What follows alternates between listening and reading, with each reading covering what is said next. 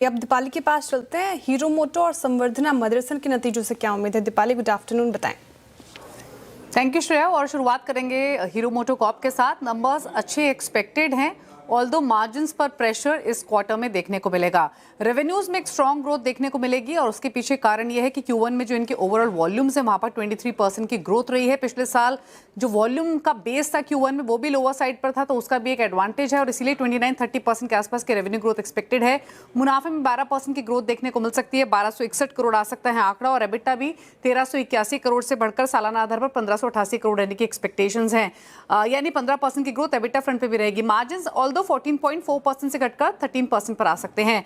अब इंपॉर्टेंट ये है कि मार्जिन्स पर जो इंपैक्ट है क्लियरली, क्योंकि ईवी सेगमेंट में अभी भी इनको लॉसेस हैं, प्लस इनपुट कॉस्ट तो बड़ी है ही जिसका इंपैक्ट देखने को मिल रहा है। इस क्वार्टर में कंपनी ने 3% का प्राइस हाइक भी किया था हायर इनपुट कॉस्ट को मिटिगेट करने के लिए, जिसके बाद एक्सपेक्टेशंस है कि जो रियलाइजेशन है वो 5% इंप्रूव हो सकते हैं।